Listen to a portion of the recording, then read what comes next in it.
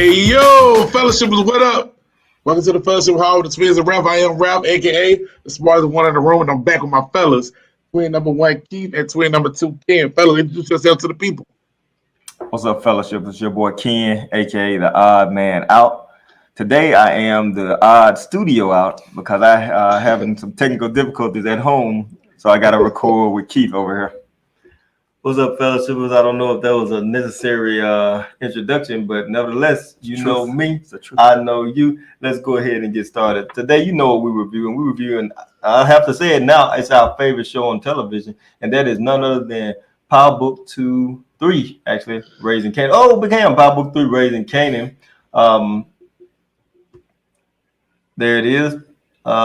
Big Ham, go ahead and get us started with your reaction to episode 7. I think it's stay in your lane. First of all, we got the fellowship of the deposit because Scrap is alive, and I definitely thought it was dead. Yep. So I owe the fellowship as an apology for Power being bad writing right there. Because he definitely should be dead. Like, it ain't no reason why Unique should allow that man to come into his organization as a bull. Nope. And let him live. But exactly. He's not dead. He didn't lose his life. He just lost an eye and a kidney. So he's good as far as living his reign. So we were wrong about that. So we owe y'all an apology. This episode, I enjoyed it, man. I enjoyed it. You know, it's a little less guns and blazing than the original Power is, but it's still an exciting episode. Yeah. Man, I knew that we were gonna lose Jukebox Girlfriend as soon as she took that vow. Yep. And that's gonna play a part on my Gots to Go list as well. Also, man, I like that Kanan was getting some clout, but he made a huge mistake. Huge mistake. Yeah, he did. Even though he was getting some clout. And the huge mistake is Kanan's, but then I put it back to Marvin. Even though if Marvin had been able to get his input in, he probably wouldn't have made that mistake. Y'all think Marvin would have caught that stuff was that stuff that was laced with was deadly? Yeah. So I think because one of the dudes already said that Kanan, you were pretty heavy-handed with that stuff, I think Marvin would have immediately told him, hey, you need to chill out with how much of that stuff you add and stepping on it. Marvin had already told Rock they was stepping on it. They was stepped on it basically as much as they could. Yeah. Exactly.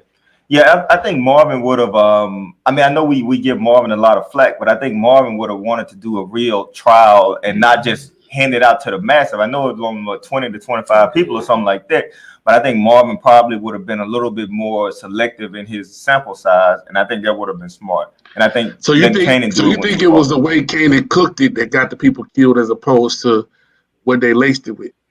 Yeah, no, we don't know. I don't know. I think what he laced it with could have been bad, or he could have put too much on it too. I think we don't know enough about it to know which was the error, but we know it was one of those two. I think he put too much in it. That's why they made it a point to tell him he was heavy-handed with it, because I think he put too much in it. All right, yeah, because he just learned, so he probably not an expert on it yet. Yeah. So he just learned how to cook. His mother, the parent of the year, just taught him how to cook the crack. So that probably play a big reason of why it happened.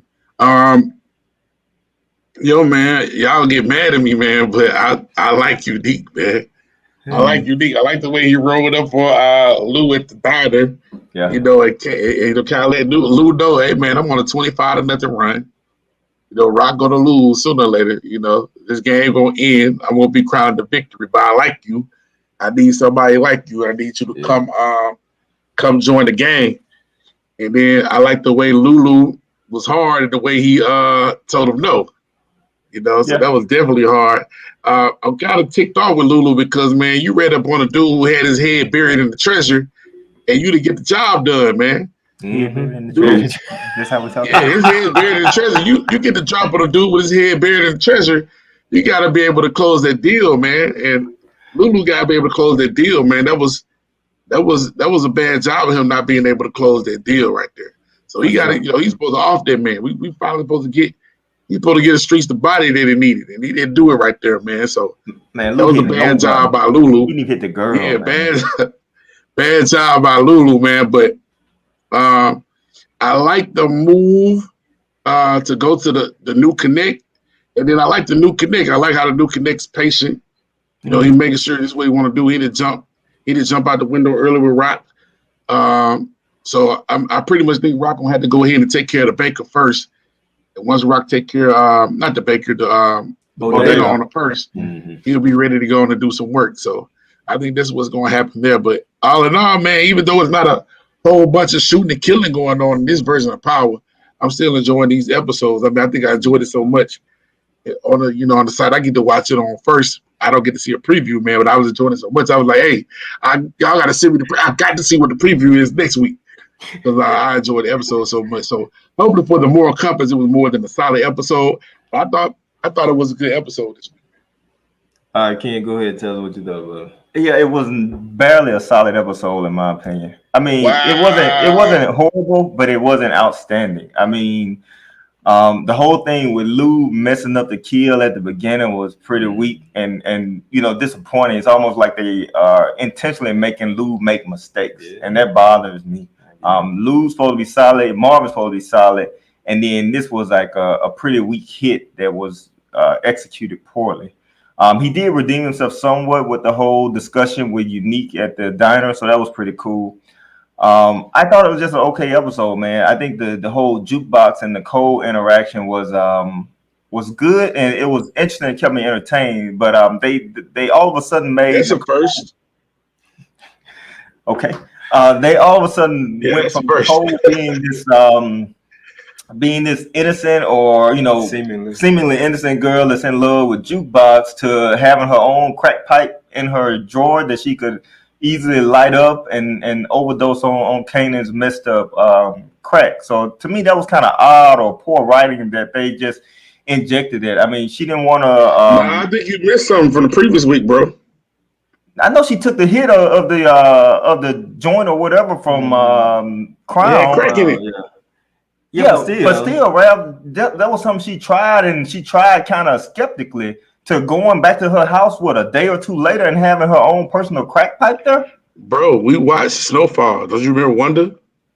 Don't you remember what was Franklin's girlfriend name? Mel? Yeah. You remember what happened? That stuff gets you like that, bro. Yeah, but still, it almost made it seem like that she went from trying a joint laced with crack that Crown gave her to already being like in the know of everything, having a crack pipe hidden in a drawer. I agree with Ken on this one because it seemed like it came out of left field. Now, I'm not saying that it can't take a hold of her. Now, that's what you're saying, which I completely agree with. But it seemed like it was out of character or just all of a sudden thrust upon us in the cold situation. Yeah, it went from her trying it for the first time to her already having all the paraphernalia to do the work.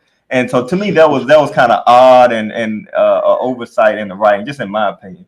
And then the whole rock and symphony thing is okay, I guess. It's a love story or whatever it is. But the whole thing is Kanan playing matchmaker is not savage. Kanan is not a savage, man. And then the whole thing when Howard rolled up on Kanan and then he gave Jukebox a little pound with the cursed crack in it that ultimately took Nicole's life, just once again reinforces how cool Jukebox is. Yeah. Jukebox is the coldest character on this show, short of Rock, in my opinion. I agree. And Jukebox is way short of Rock. No. I meant what I said. Short of Rock, Lou falls to number 3. Lou maybe number 4. I think Marvin is still probably harder than Lou. Just making mistakes. Wait a minute. Actually, this was a solid episode for Marvin. Marvin was better than Lou this episode because Lou still thinking about this music stuff, and when the new connect or hopefully new connect bodyguard or backup or whatever talked to Lou about the music, he went from being chill watching this boxing to just cheesing it up. All happy about that stuff, man. His mind is lost focus. When Rock said, "You gonna go with me to this meetup," he almost seemed like, man, I had plans to do something else. He didn't say it, but it seemed like it. But go ahead, Ken. He was entranced, man. He was entranced by a dude saying that streets need a body. Gave him a little pound and then smile for the rest of the episode. Smile for the rest of the episode. But what I was saying was Juke is the coldest one on there, I think, right now, man. And it is. So it was an okay episode. Nothing really happened. The biggest thing that happened was Nicole ODing, and we know that's going to have some kind of huge impact on Juke going forward.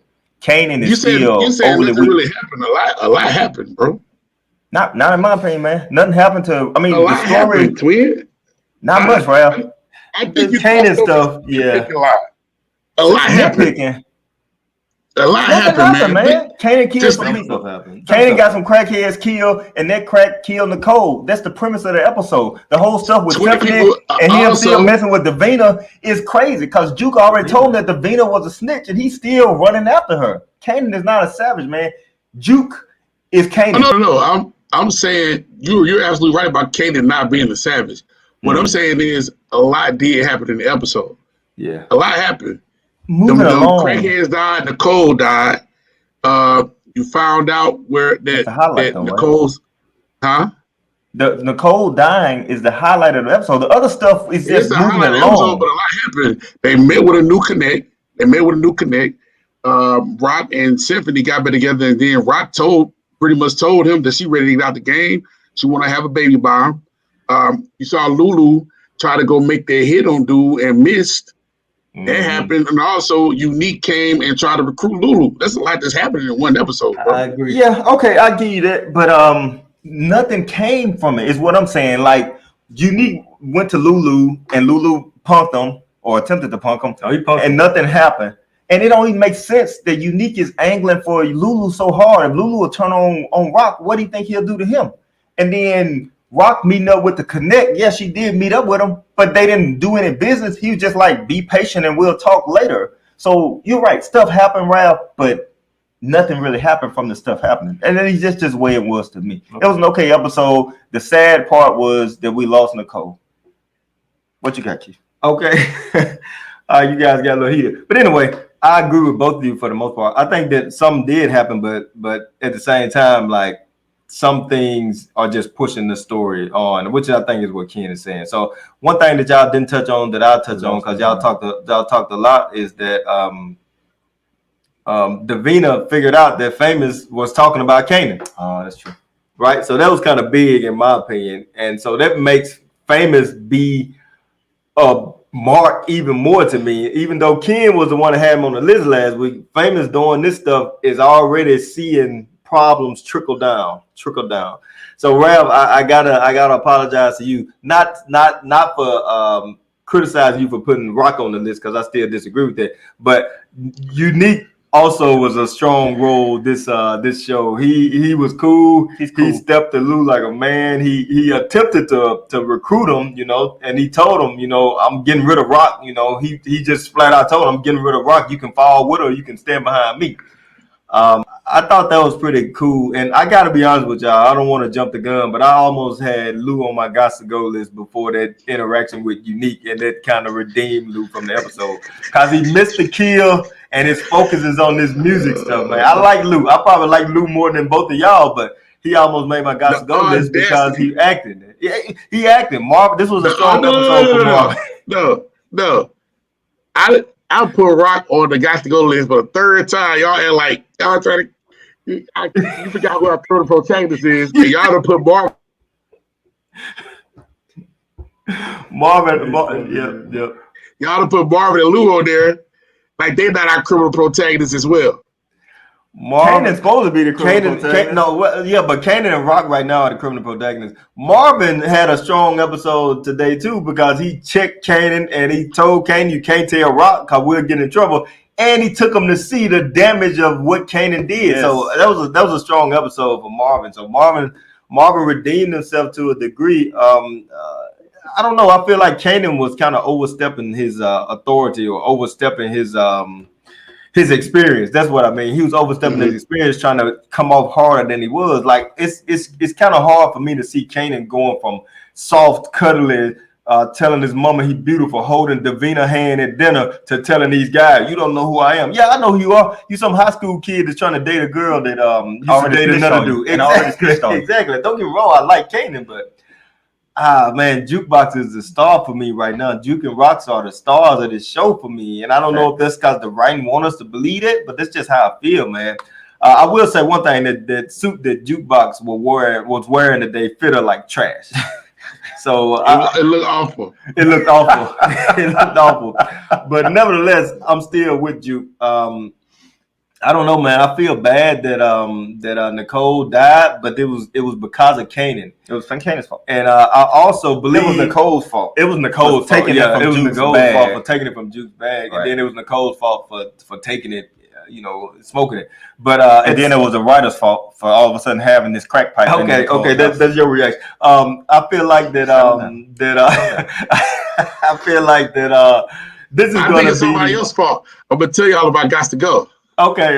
This is gonna be, I feel like, another catalyst that make Juke even more dedicated to the game, or even harder, or more cold, or more, maybe not calculating, because I feel like she already calculating. But I think this is going to emotionally turn Juke off and take her out of the having emotion for people and just knowing what she needs to do to survive and whatnot. So basically being cold and a savage. Being cold and a savage, that's right. Juke, which is ironic. Juke was cold and a savage in the OG power. So I feel like that she's already on that trajectory, and Kanan is still at the bottom waiting for something to happen. So I guess we'll see. But yeah, I didn't care for Famous this episode. I never care for Famous. Yeah. Your boy Howard Streets still getting on my body. nerves. Streets did not get a body Streets this episode. body. The Suburbs got a body. Suburbs did get a body. Suburbs got a The body. Streets got about 20 of them. All them testers. That's true. That's true. Okay. What did y'all think about the Snicker bar? Kind of the Snicker bar. I guess kind of like the calling card. So you get a candy bar, then you go past the candy bar and get your rock.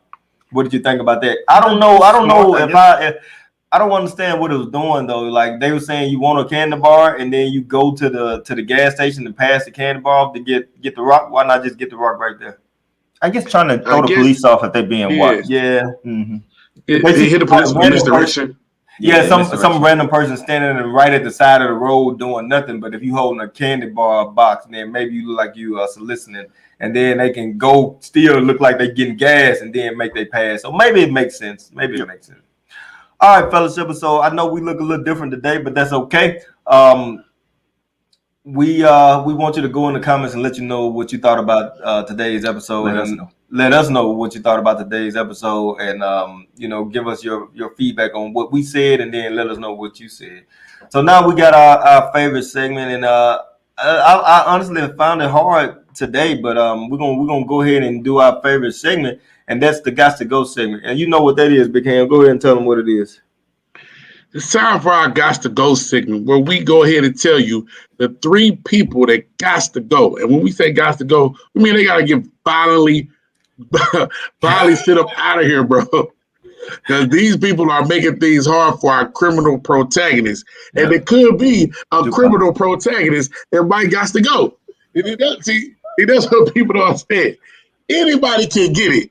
Yeah. Anybody can get it, including the criminal protagonist. They end up on their P's and their Q's. Here's our Got to Go session from 3 to 1. Who got to go? All right, Ken, go ahead and kick it off. My number 1 Got to Go is Famous. Famous is the reason that Davina is all up in Kanan business. And I forgot to say this in my reaction, but I'm disappointed because Davina went out and had dinner with him and his parents, or mama and maybe his future stepdad, and waited till she got full to complain about him potentially having killed Buck 20. I agree. So how you gonna go get a meal and then talking about what he rapping about and blah blah blah? So Davina was a user in that case. Davina got a meal, got away from the kid. And then gonna drop that bombshell on Kane. He trying to go inside. She like, I got it. I'll see you at school. She didn't want to see him at school. She was sitting at that restaurant. A lot of ladies go out with people just to get free meals. Okay, that may be true, and I'm still calling it wrong. Calling a spade a spade. This is Davina though. This is Davina. You're right. I agree with Ken. Not on his Gots to Go. But Davina did kind of be shady at that point. She got a belly full, and then talking about, I heard Famous song. You didn't hear it at the restaurant. Yeah. You didn't hear it on the car back home. Exactly. Famous my Gots to Go. I agree. Famous was kind of trash this episode. The way he kind of talked to Kanan to try to protect himself. But you know what? Famous is so insignificant to me, he won't make my guys to go. Okay. Big Hand, go ahead with your guys to go. Well, I won't put Famous on my guys to go list. But my number 3 guys to go is Famous' big sister Jess. Jess wasn't even in the episode. Exactly. How you putting people in the guys to go list not even on the episode, man? Let me explain it, man. All right, they were at their showcase. Crown rolled up their joint laced with crack. And instead of her telling that girl, nah, you don't need that, she let that girl try it and got her hooked on that crack. And now in this episode, she becomes a crack addict out of nowhere. They all say she becomes a crack addict. She got crack pipes. She's smoking crack. She obviously is the addict because she stole it from her so-called girlfriend that she in love with. Didn't even question her about it. Like, what you doing with this crack? Didn't even question about it. Just took the crack because she's the addict and smoked it, and now she dead. And it all goes back to Jessica not even knowing that girl well enough and let her take that hit of crack and got that girl hooked. For me, so my number 3 got to go is Jess, who we already don't like to see a phony clown to begin with how she dealing with Lulu. So my number 3 got to go because she's the catalyst for us losing Nicole is Jess. Okay. So I can't be mad at you, Big Hand. You know, I see the logic that you pulling back. I think actually one of our commenters mentioned it in the comments. I mean, one of our fellowship was mentioned in the comments last week is that Jess let her do that, and she was kind of wrong to do that, which she was. However, that is not my. She did not make my guys to go list. I'll go ahead and say my guys to go list, and I think it's obvious, and I'm not going to even save it for my number 3 because it's so obvious. Obviously, my number 1 guys to go is Unique. Unique is still killing Rock right now. Unique got the corners. Unique got the product. Rock still don't have a connect, so she's still behind. He watching her. He trying to pull her people. Yeah, her brother. Right now. All right, so it's Unique, man. Unique is winning right now. Ralph is wrong for saying he wished Unique was our criminal protagonist, but I tell you what Unique is right now. He's the criminal mastermind. He is. Yes, absolutely. Absolutely. All right, I'm gonna go ahead and go with my number or my second guys to go. And it's probably not going to be a surprise, even though it may not have been significant enough to make you guys list. But my second guys to go is still Omar Epps as Detective Howard and his phony acting self. He's not even relevant to me anymore. He's still on my list because he's still distracting Kanan. He is. And he's now at the end of this past episode, he's causing conflict between Kanan and Rock because Kanan's trying to figure out why how you know him and why he's telling me to ask about him. And Rock is like, don't talk to him. I'm not telling you nothing. She didn't say I'm not telling you nothing, but she didn't tell him anything. I'm not telling you nothing. You see him, you walk the other way. So it's Detective Howard. Rock fault, though. Yeah, it's Rock's fault. It's still Rock's fault, but Howard is the one that's causing this fault of Rock to come up. No, it's Rock's fault because she should have been lying about who her child's father is to begin with. Well, maybe she didn't know. And she knew. She knew. She knows. Hey, I'm still rocking with Rock. Ram, who was your second one? My number 2, got to go, is Marvin. You wrong. It was a good episode for him, but you still got to think about it. He is still always at the center of something stupid that happens every episode. No, it was Kanan's fault. Yep. It was Kanan's fault. But Marvin first told Kanan, no, we're not going to do that. Then he went and okayed this operation behind Rock's back.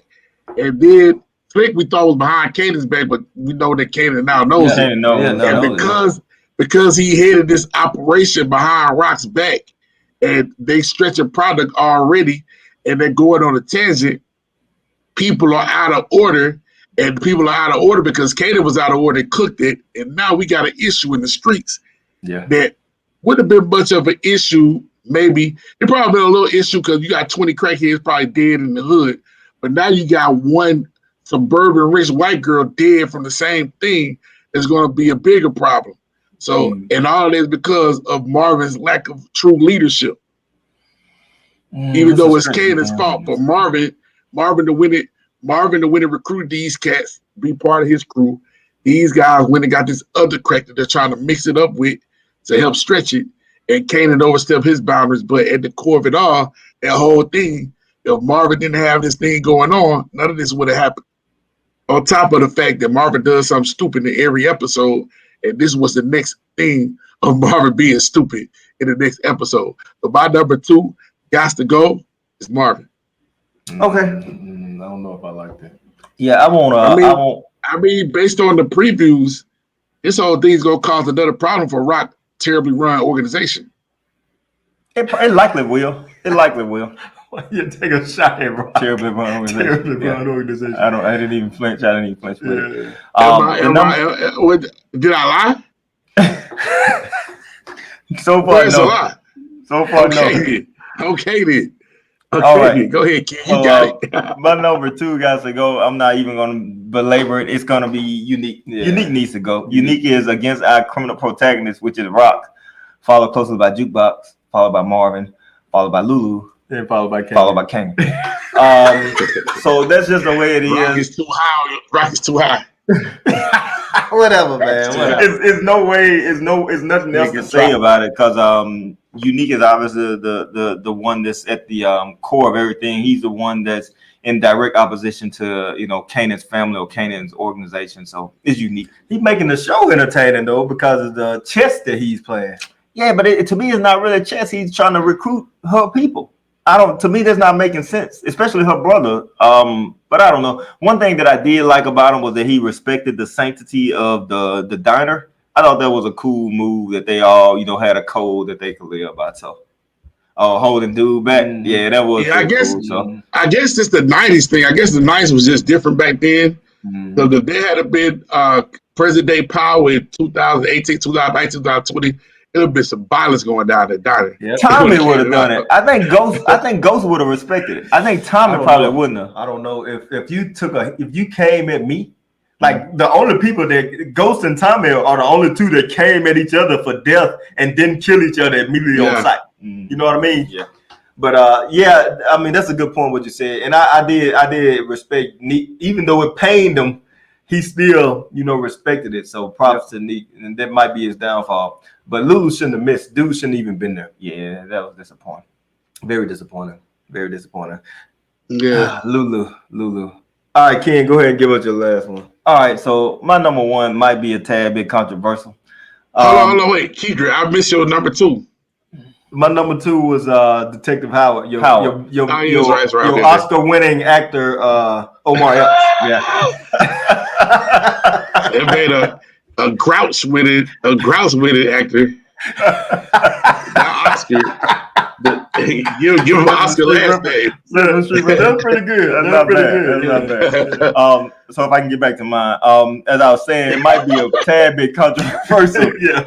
But Big Ham apologized at the beginning of the pod to the fellowshippers that correctly agreed that Scrap was not dead. Yeah. And I'm disappointed in myself for missing it because I did go back and watch it quite a few times and finally caught it towards the end. So I only watched it one at a time. But... Yep. Okay.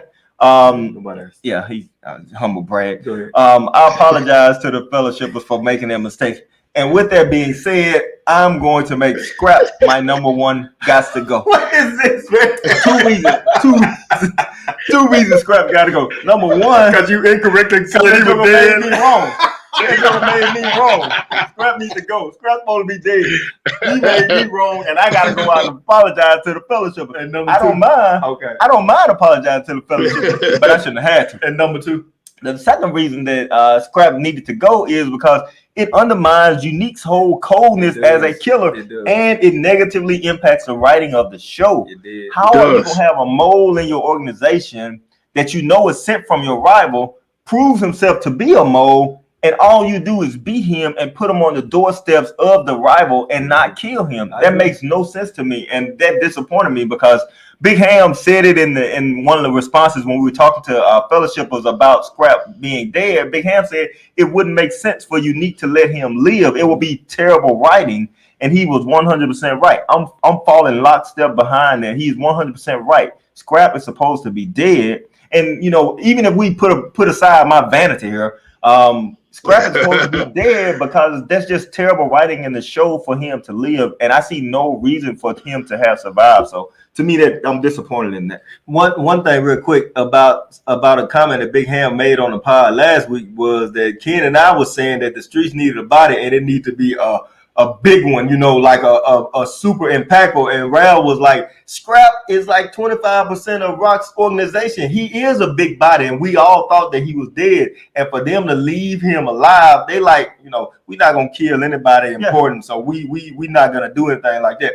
That was actually, in my mind, great writing for them to figure out that Scrap was the mole, made Unique seem smarter than he is. And then for him to let him live, like beat him up and let him live, Unique had just killed his childhood buddy. Exactly. For messing up something that wasn't really his fault, in my opinion. And then he gonna let Scrap live. You send a message to Rock by killing Scrap, not by beating him up and taking his eye. Exactly. Yeah. How you weaken her? Exactly. How did you weaken her when you let the guy live? So sooner or later he gonna get back to health, and then he might be missing an eye, but he's still gonna be mostly himself. So that's her organization still being strong. You had a chance to take one leg off the table, and you didn't. And you just scarred up the leg and unscrewed it. We 7 episodes into this show, and the most impactful death has been Nicole. Somebody that's not even part of the organization, and the only reason her death is impactful is because it impacts Jukebox. Exactly. That's bad to me. That's terrible writing, in my opinion. In this case, it was bad writing, so I agree with both of y'all. But I mean, I Scrap wouldn't make my guys to go list for sure. But I understand what you're saying. Big Hand, you want to go? You want to go next, or you want to go last? Yeah, my number one got to go. So I take you want to go next. Yeah, he'll go next. My number one got to go. Yeah, I don't like y'all being in the same room, man. y'all had to split up again. Listen, my number one got to go is the king of the castle right now, the number one criminal mastermind, the number one drug dealer on the show, Unique. He got to go strictly only because he's not our criminal protagonist. If he was our criminal protagonist, I love the guy. I like him now. As him being our main antagonist, but he has to go because he's just bodying this organization that Rock is running. He is killing the streets right now. He's running the game, and now he knows it. He knows it. He know Rock don't have no product. He know he's snuffing it out. He know that the organization is running low. He know that they got the upper hand on him. So much so that he walked into their spot and talked to her right hand man. So he's killing the game, and he know he's killing the game, and that's why he got to go, man. It's time for him to get. I mean, if he don't have to go, he got to take a big loss somewhere, and it's disappointing that Lulu didn't give him the loss that he needed. It's time for him to take some kind of L, but he's not right now. I mean, he just doing his thing. He bobbing and weaving. He posting up. He's stepping back. He crossing over. He doing everything he need to do to score, and he's scoring right now. And that's why he got to go. So my number one got to go is Unique. Yeah, I can't be mad at that for the same reason that we already said for both of our lists. Unique is winning right now. And Ralph, you said bobbing and weaving, but honestly, man, I feel like he's just doing either bobbing or weaving because Rock can't even throw enough punches for him to do both. He's just doing one and then he coming back with two. So I agree with that. So my last one got to go is going to be controversial. And fellas, I hate to do it, but my number one got to go is going to be a step outside of my norm. My number one got to go is Kanan. I knew you were going to say that. Okay. I knew it was coming. Kanan is making mistakes. Now, okay, one of the commenters, I don't know if he was a fellowship or not, but one of the commenters was saying that, Kanan can't be expected to be this, that, or the other right now. And, okay, I can give you that. But at the same time, for this episode specifically, Kanan is like trying to make himself more than he is. So he correctly called out Famous for rapping about stuff that he had no real insight in, or he wasn't about that life, right? And then he does the same thing himself in this episode by making the batch of crack, adding the stuff without really knowing what he's doing. Like Kanan's first batch of crack that he made, he messed it up. Kanan's first batch of crack that he made, he put too much of something in it that somebody gave him that he had no idea about. Kanan made a mistake. And then when Kanan goes to the crack house to see the fruits of his labor, for lack of a better term, his eyes got big as saucers Because he like, these people dead. We gotta tell somebody. Exactly. What the heck? What the heck? We gotta tell Bob. Exactly, man. He's telling Rock, when you gonna let me go? When you gonna let me do this or that? But as soon as he make a mistake, or as soon as he see things that are outside of his control or blowing his mind, the first thing he want to do is fall back to Rock. And who was there to tell him we can't do that? Marvin. So you wrong, Big Ham, for putting Marvin on your list, even though I understand it. I might be wrong for putting Kanan on my list, but I got a couple of things. Here. The first thing is you talk bad about me for putting Rock on my list. So like you would have forgot Big Ham. Big Ham has forgotten who our criminal protagonist is. And I said, Kanan is our criminal protagonist. The episode raising Kanan, but who raised him? This is the more company. Who raised him? Who raised him? Who raised him? The more companies. And now y'all forget about who raised Kanan. And y'all know when to put Kanan on the list. But like I said myself, anybody can get it. Yeah. Anybody can get it. Yeah. So I'm cool with you putting Kanan on the list. And here's my second thing. Another problem I had with Kanan was he ain't even messed up about famous false rapping and false repping. He only mad because Davina heard it. Davina got and mad. She able to discern from it what he did. That's all he care about. Davina still got his nose all messed up. Wow. That's another result. I'm not mad at you. Okay. Putting Kanan on there, man. I can see it. Okay. So let me say one thing, and then I'm gonna do an honorable mention, which I shouldn't do, but I'm gonna do it anyway. I got one too. You got one too? Okay. Man, what is this? Oh, what is going on here? Real quick, This thing is out the rails. Did y'all peep how when Rock was talking to Symphony, she said she gonna step back, she want to one day step away from the game, and who did she say let lead it? Give it to Lou. Give it to Of Lou. course. Yep, Lou That's is why you need already her second. Yeah, Lou is her second. Marvin is just. You see, UDK go try to get Marvin. He know what's up. Yeah. All right, but my honorable mention is not real fellowship, so don't write this down. But my honorable mention is Symphony because he making Rock think about getting out the game. It kind of falls in line with my honorable mention. Rock need to be thinking about getting out the game herself. The way she taking these L's. Rock talking about having kids. You want to have a kid with me? Where they come from? Yeah, my honorable mention is Symphony singing. I don't understand why this dude even singing at the outside of the restaurant, man. This unnecessary singing. Singing is what killed Nicole. This man can't go a pod without bringing singing into it. I don't want nobody to sing, man. This man don't want nobody to sing on the show. And let me tell you, I don't have no problem with singing like a Hall & Oates, man. Hall & Oates is the truth, bro. Yeah, it's not bad. Hall & Oates is the truth. Who he liked. Yeah, I said him singing himself. Yeah. Also, one of my daddy's favorite songs was in this episode, man. Whip Appeal by Babyface. Y'all know nothing about that, do you? Oh, no, I know about it. Oh, you know about Whip Appeal? Yeah. You don't know about the Whip Appeal. Go ahead on, man. Hey, Whip Appeal by Babyface. Go ahead. One of my pop's favorite songs, man. Go ahead. We thank y'all. I got it. Yeah. I got it. Apparently, he got it. Yeah, he got it. Fellow shippers, thank y'all for tuning into the Festival Hall with the Swings. Make sure you don't freeze up.